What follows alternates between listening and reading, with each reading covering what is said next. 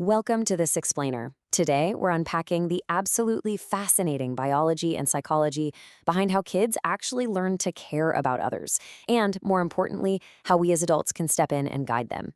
It's a really incredible journey that takes us from the deep, developing structures of the brain all the way to the everyday, beautiful chaos of the living room and the classroom.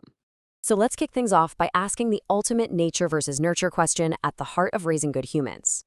Are kind children born, or are they made?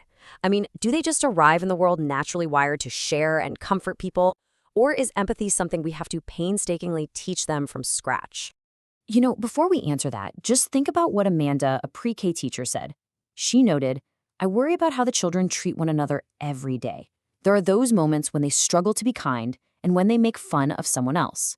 That right there brilliantly captures the real-world anxieties that educators and parents face every single day. It goes to show that understanding the roots of kindness isn't just some abstract theory. It's absolutely critical for our day-to-day lives.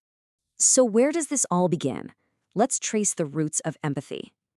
If we peek inside a child's mind, experts actually use a specific term for kindness. They call it prosocial behavior. Basically, that means voluntary behavior intended to benefit another person.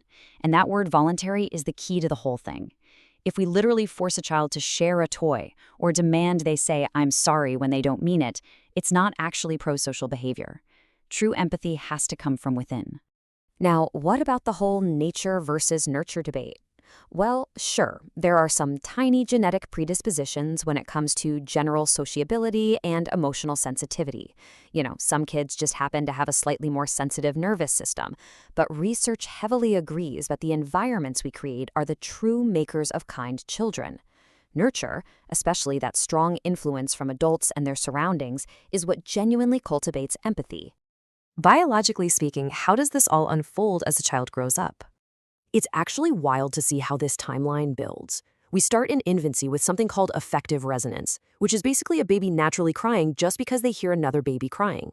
By the time they hit 14 to 18 months, we start seeing spontaneous helping, like a toddler might just waddle over and try to hand you your dropped keys. Between 3 and 6 years old, it advances to role-playing and mentalization. This is where they actively start imagining another person's feelings. And finally, by adolescence, it evolves into complex, abstract moral reasoning. To really get why that timeline happens, we gotta look under the hood at the brain's empathy engine. First, we have mirror neurons, which automatically reflect the actions and expressions a child observes. Then the limbic system kicks into gear to create an affective, emotional response. Finally, as the child grows, the prefrontal cortex develops. This is the big one. It enables cognitive understanding, perspective taking, and emotional regulation. So we literally move from automatic emotional contagion to deliberate, thoughtful empathy. But here is the real pivot, the game changer, if you will. We cannot help regulate a child's brain without first regulating our own. It's the classic oxygen mask metaphor. Just like the flight attendants tell you on an airplane, you have to put your own oxygen mask on before assisting others. You absolutely must regulate your own emotions before you can model regulation for your kid. I mean, if you are stressed out, completely exhausted, and overwhelmed, you simply cannot be an emotionally available model for them. This brings us to reacting versus responding. And honestly, this is huge. Reacting happens when we suffer an amygdala hijack. It's that fight, flight, or freeze response where our brain literally treats a bowl of spilled cereal like a bear attack. Responding, on the flip side, uses that prefrontal cortex for a calm assessment and a mindful pause. The thing is, our stress receptors can't always tell the difference between real life-threatening danger and everyday toddler chaos, which is exactly why we sometimes totally flip our lids. To make that shift from reacting to responding, you really have to figure out your emotional triggers. These triggers could be behaviors that clash with your core beliefs, like a kid throwing food in a nice restaurant. Or they might evoke really tough childhood memories, parental pressures, or even activate deep-seated fears. Becoming a mindful caregiver means recognizing these hotspots and past baggage, so they don't jump out and hijack your present reactions. So, how do we get past all that baggage? Well, the Gottman Institute gives us 3 really solid steps to stop acting like a kid ourselves when our buttons get pushed. Step 1, notice your feelings when you're in conflict. Step 2, pause before responding and literally take a deep breath. Step 3, listen carefully to the child's viewpoint, even if you completely disagree with it. Doing this helps you respond with clear intention rather than just lashing out from frustration. Once we've got a handle on our own self-regulation, we can focus on building secure relationships in our shared environments.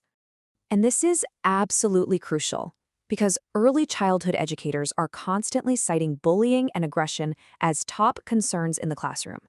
But here's the good news. Research confirms that the best defense against this is a warm attachment at home. That security naturally translates to a child showing far more empathy toward their peers when they're in those stressful classroom settings. So, what's the foundation of that kind of connection? It starts with cultivating secure, really warm attachments right at home. You can actually bank time by having brief, super positive moments of connection with the child throughout the day. It's also critical to avoid any physical or emotional neglect, as that severely stunts a child's empathy.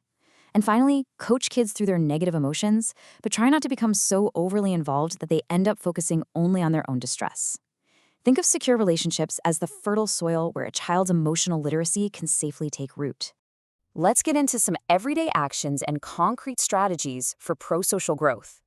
Here are some things you can start doing today. First up, and this might surprise you, try to avoid material rewards for being nice. While giving them a sticker might work for today, it totally backfires long-term because it reduces their voluntary generosity once those rewards stop coming.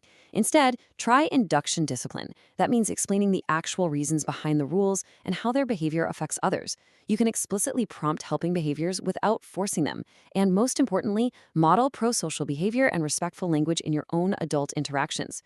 True pro-social growth comes from explaining the why behind emotions rather than just bribing kids to be good. Now, if we zoom out to a classroom or group setting, building a sense of community is incredibly powerful. You can display class photos showing the kids working together.